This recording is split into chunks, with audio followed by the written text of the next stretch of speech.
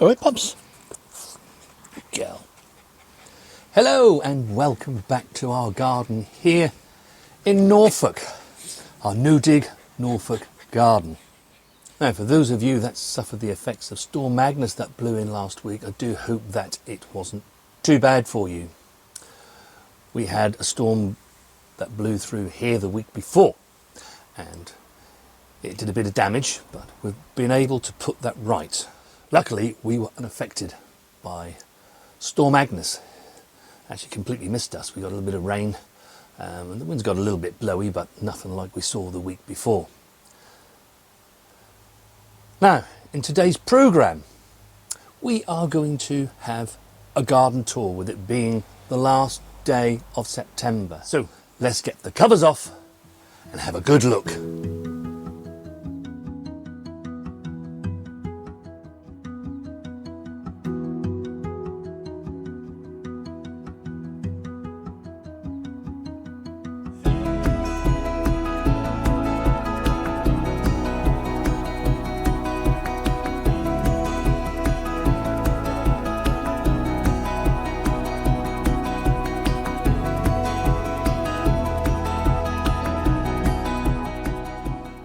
Now, as usual, we start here in plot 1, and you can see the celeriac are now starting to bulk up now.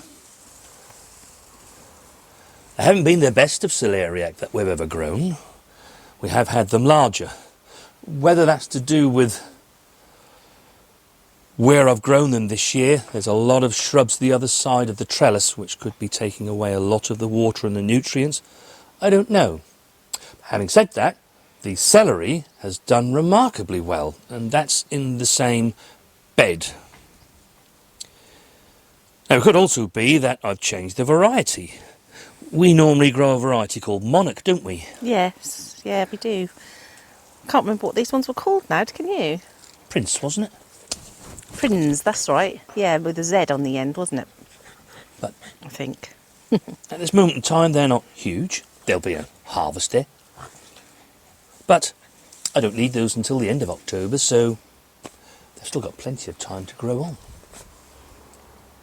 We still keep putting a little bit of water on them now, don't we, if we haven't had the rain. Yeah. As I advised in the September jobs for the month. Yeah, we're still doing that. That and leeks, they're coming towards their harvest now, so they do want a good watering. However, in this bed, in plot 1, you can see that the brassicas are coming on very nicely. We have some lovely Calibres that are now coming ready, and the idea was that these would come to a harvest in October. They were actually sown right towards the end of June and was the very last sowing that we did of the Calibres. It's quite surprising, the difference in the size of some of them, isn't it? Considering they were all put in at the same time. Yeah. There's quite a smaller one here, which is obviously got a little bit of catching up to do. It's got time to grow, though. Yeah. Oh, yes, and it's good because we're not going to get them all harvest all at the same time. And our red cabbage is starting to look quite well too, aren't they? Yeah, they're starting to turn in, aren't they? Turn in a little bit, yeah. We're expecting a harvest from those in November. They're red drumhead, aren't they? Yep, red drumhead. Really lovely colours. Now, also in this plot is where we're growing our purple sprouting broccoli.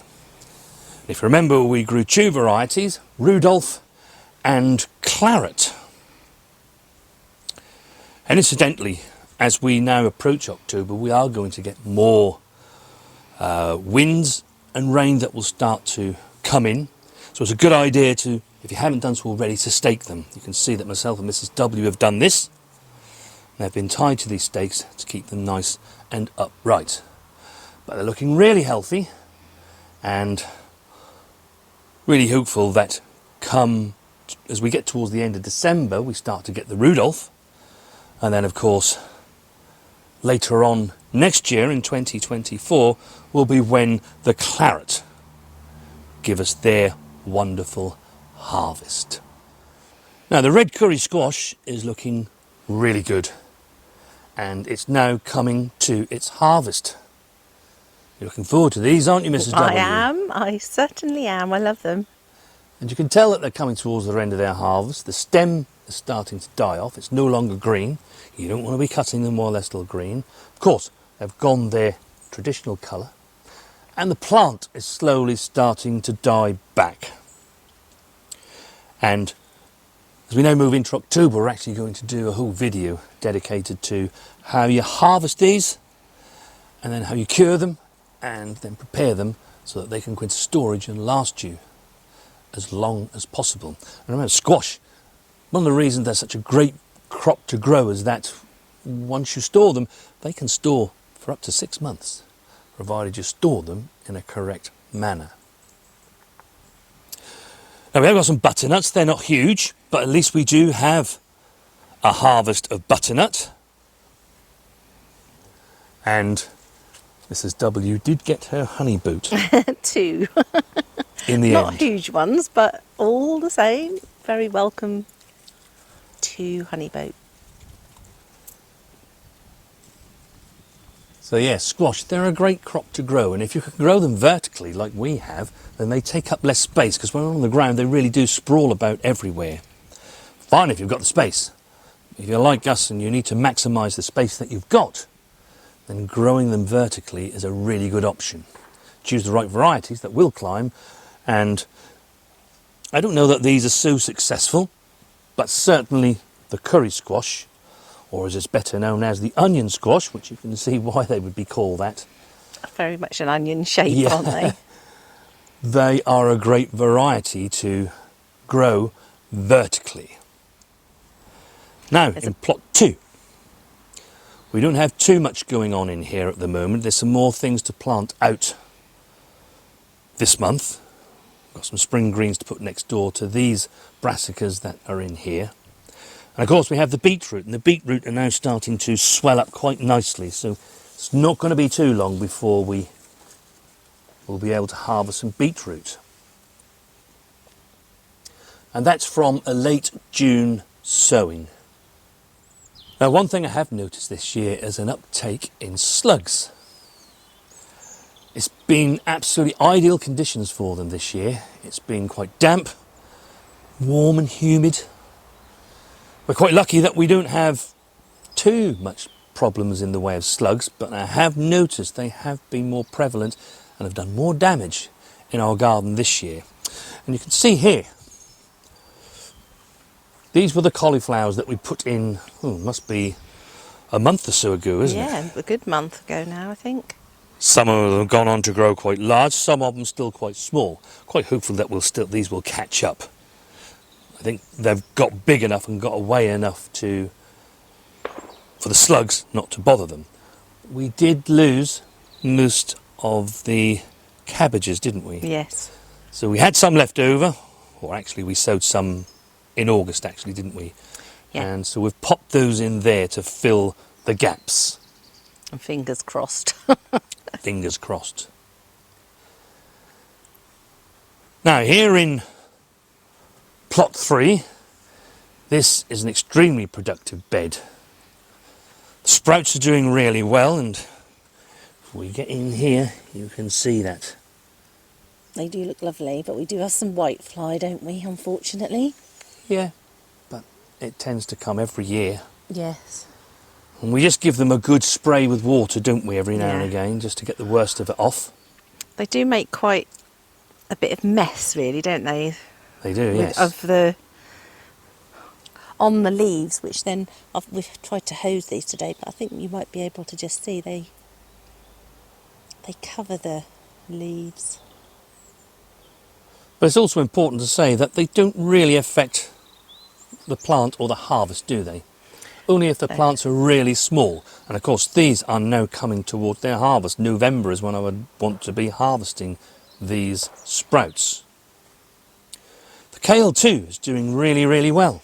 We've had quite a few harvests from there, haven't we? We have already, yes. Yes. And we shall Lovely. continue to do so through the rest of this year. It'll have a little bit of a rest over the Christmas period and January, and then it'll come back into its own after that, and it'll have some nice new fresh growth. And just like with the purple sprouting broccoli, you can see that we've staked these to keep them upright for the winds that will inevitably come here in our Norfolk garden. And by the way, if you've had experience of having this whitefly and you know how to deal with this in an organic way, do let us know in the comments down below. We tend to just rely on the hose with a jet spray and just spray it as much as we can. But you may know of other ways how we can deal with this. Parsnips are a great crop to grow. They sit here all year long. Don't ever really do anything to them. They just grow away. And actually, if you get in here, Mrs. W, I've just rubbed some soil away here. Look, looks like we're going to get a nice They're going to be monster ones by the looks of the harvest greenery. of those. Yeah, look at that. Blimey, we need to find some parsnip recipes, I think. But let's not look at those too much, because we do like a nice parsnip, but we've got to wait for the frost to come just to sweeten them up. And then here you can see the leeks. Well, they're coming on really nicely. We've already had some harvests of these, haven't we? We have. And if you remember in the allium video that we made,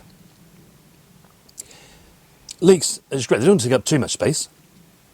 And you can mix the onion taste in so that you're not always using all of your onions all of the time. And they give you that lovely taste.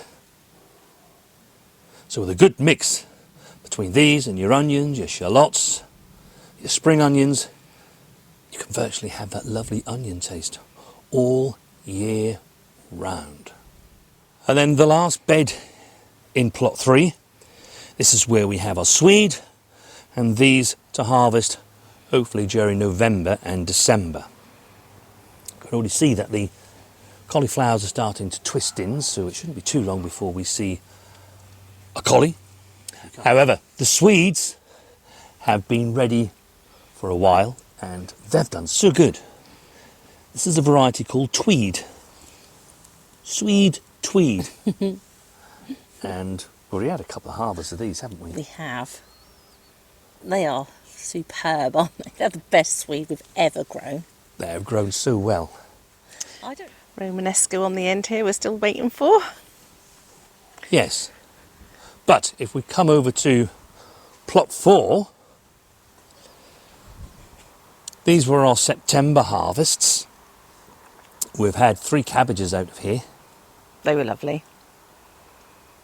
They and were, they, weren't they? they are the Providence Yep. cabbage, aren't they? And they've been so successful in our garden They this are. year. If you look in here, look, I think there is the beginnings of the Romanesco. Oh, oh yes.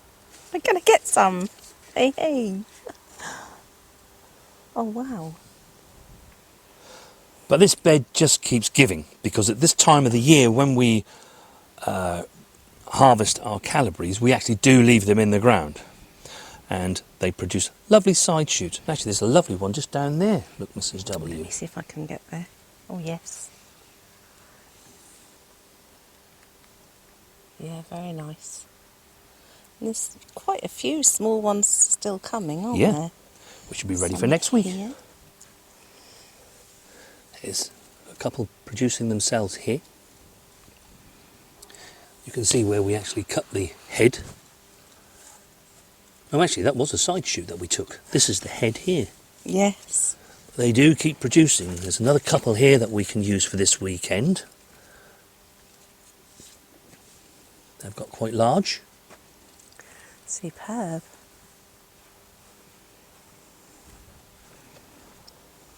There's lots of little ones now starting to form on this end one as well. Yes. Lovely. And then next door we have the carrots. We still have plenty of carrots, which is really great. This is our Norwich carrot. And these are the ones that were sown sort of mid-May.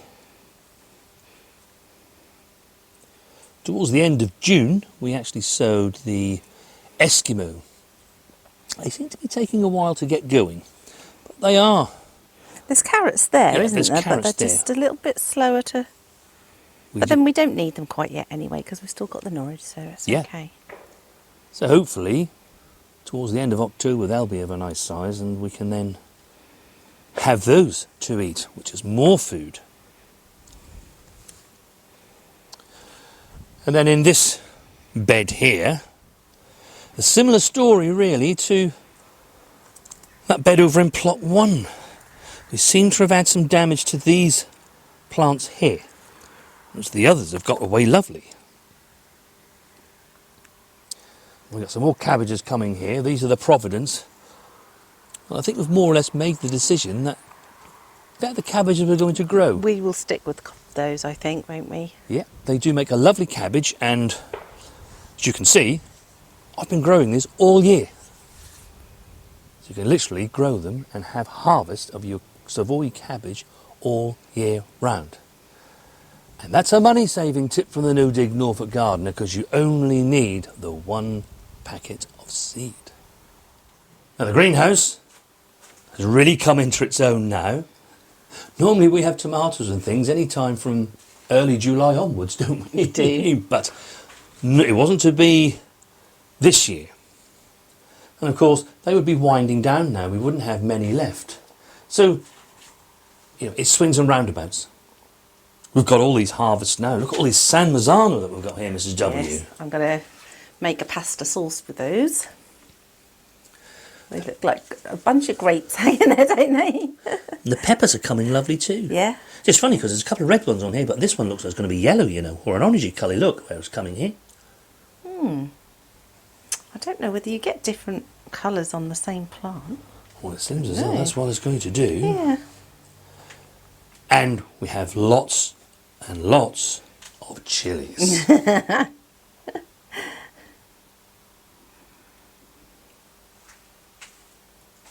Now, Anita, you left us a comment in our last video, when I was last in the greenhouse, saying about the aubergines.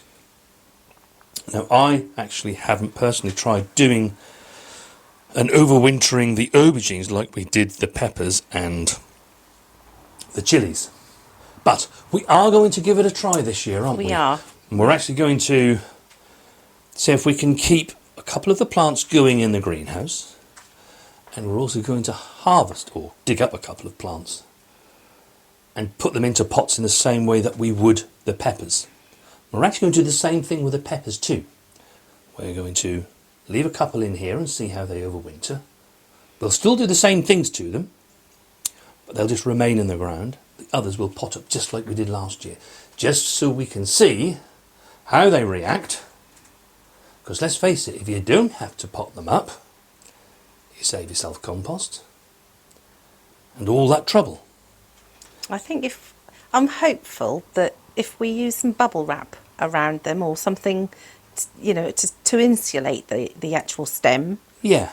And possibly a bit of a mulch on top of the soil to protect the roots as well. I'd like to think that we could get them to overwinter. It just depends, I suppose, on how severe our winter turns out to be. Yeah. We're definitely going to be overwintering some peppers and chilies and an aubergine indoors, like we did last year with the, because that worked so well, and we definitely did get earlier crops from those plants than we did the ones that we sowed fresh from seed this year. We certainly did. And if you want to see how we get on with all of this and anything else in our garden, then don't forget to hit the subscribe button. We would love you to have you along with our journey. This year's journey may be coming to an end very slowly as we head up towards December, but it's a whole new gardening season next year, and it all starts all over again. So yeah, if you want to be part of that, please do hit the subscribe button. The Vegegar raised bed has been really, really successful. We've still got onions to harvest from it. Still cucumbers, but they are coming to an end. Yeah, they are. Same with the courgettes. So what we will be doing is emptying this.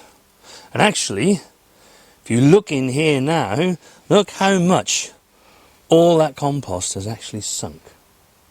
That's quite surprising, isn't it? Yeah, it's really gone down, hasn't it? Yeah, it has. So we shall be topping that up, and we'll have some other things to plant in there. So do stay tuned, because we shall be putting some other things in here. Now, Charlie, my grandson, the time has come. If you can remember, you planted this with Grandad, and actually the first pepper is ready on it. Look at that. Beautiful shiny Look at that, pepper. my fella. And Nanny and Grandad are going to keep that for you. You can take that home and enjoy that. He does love his peppers, doesn't he? He does. We'll be seeing him next week, won't we? So yes. we can have that pepper and take that home with him. Absolute glorious pepper. And these Market Moor have been really prolific, haven't they? Been really good. So I think we'll definitely grow that again next season.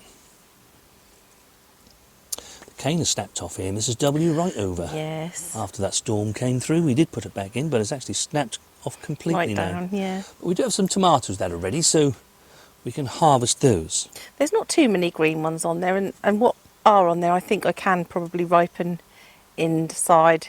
Yeah. They're starting to turn now, so. And if you remember, folks, that we said we wanted to grow things in here like a salad bar. We've had the courgettes, we've had the onions, the peppers, tomatoes. And I said to Mrs. W, why don't we have a bit of parsley up here? Because that goes really, really well. So here she is, she's planted our parsley. It actually didn't take very long before we realised it's not parsley. It's not parsley. So we thought, oh, we've got some extra celery. It now appears it's not celery, it's actually a celeriac. I only noticed that when the tomato went over the other day. Oh dear. It's a little bonus crop of celeriac. So I do refer you back to an earlier comment I made in an earlier video. The vacancy is still there. Now, the blackberries, this will probably be the final harvest that we have from these. And it's a job that I need to do once we're just filming this video. Still really, really lovely. We've had such a glut of these this year. In the same way we have all of the soft fruit, yes. really. It's been such a great year for the soft fruit. Yeah. There's plenty of crumbles to come, Mrs. W. Yes. Here in the Polytunnel, we have things that are growing away. The carrots are beginning to germinate. It's been a bit sporadic, hasn't it? I wonder whether we should put another sowing alongside them, because Yeah, I think there's so. not a complete row, is there? No. I don't know whether I can pick that up. Let me get a little bit closer. We've got a little cluster that have just germinated there, but then Marion is supposed to be a variety that, you can sow and it will overwinter. But the germination has not been great on it, has it? No. Take two on this one, I think. We may need to put another row in. Brassicas, they're doing okay. Romping away. You remember we put some spring onions in here around the pea canes. They've taken fine. Not sure whether we're going to get any peas or not. I mean, the plants are looking quite healthy at the top. They look a little bit sorry for themselves more towards the bottom, but we shall see. Yeah, well, I did say you probably won't get any peas, didn't No, I know. But, Just have it's to worth a try try. it. We have the plants, they're germinated, and it's quite nice to look at actually having something vertical and upright within the structure. Yes, yeah. These kohlrabi are coming on quite nicely, so Yeah. there'll be a harvest a bit later on in the year. In the centre bed, we have had a bit of a slug problem. You can see that the bottom 2/3, okay, they're doing okay. They're coming on, and actually there's going to be not going to be long before we get some. First pickings from the spinach, I know. Yeah. But in the top third of it, we've lost every plant we put in here. So you can see that Mrs. W has set a bear trap. It's either that or they're having a really great night out on the town, because that's lager. What a waste of my lager.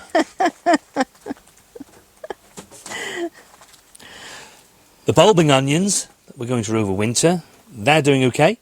They seem to have settled in really nicely. So quite hopeful that we shall get some nice harvests of those next May. They've definitely settled in nicely, haven't they? They're green. They have, yeah, they're looking really good. Then on the bench, we've got some winter greens that will be going in for long. They're growing away quite nicely.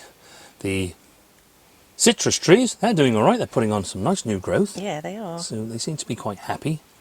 And we'll see where we are with those next year. But another job that we should be doing in October is actually planting out our garlic. You can see we've got our saved garlic here. And the shallots. And they should be going in this undercover polytunnel. Down that side somewhere. So, Still got a nice lot of space to use. I'll tell you exactly the reasons why I'm doing that when we make the video.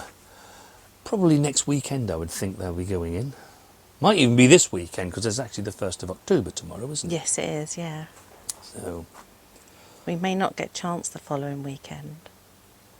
Well, you've got to have something to do on your birthday, and actually planting all that garlic be very therapeutic, very therapeutic for you. Yes. Hello. It was a nice trip round the garden, wasn't it, hey? Yes, it was. Now, we're probably going to be taking our final harvest of the beans on the tunnel. Got several that are hanging there. Yes, there are. Some of them have got a little bit large. Well, but they'll be fine. Yes. Now, do let us know the state of play in your gardens. We absolutely love getting all of your comments, we really do, and thank you for each and every one of them, whether they're for myself or Mrs. W. And I know quite a lot of you said that you're going to give the sweet corn relish a try, and it is really lovely. It is. It's something that we really quite enjoy, which is why we wanted to share it with them, isn't it, hey? Yes. Now, we've got blackberries to pick, and we have beans to pick, Bobby. There might even be some at your level. Do you think you could pull them off without eating them? Probably not. Now, do have a great gardening week, won't you? And we shall see you all next time.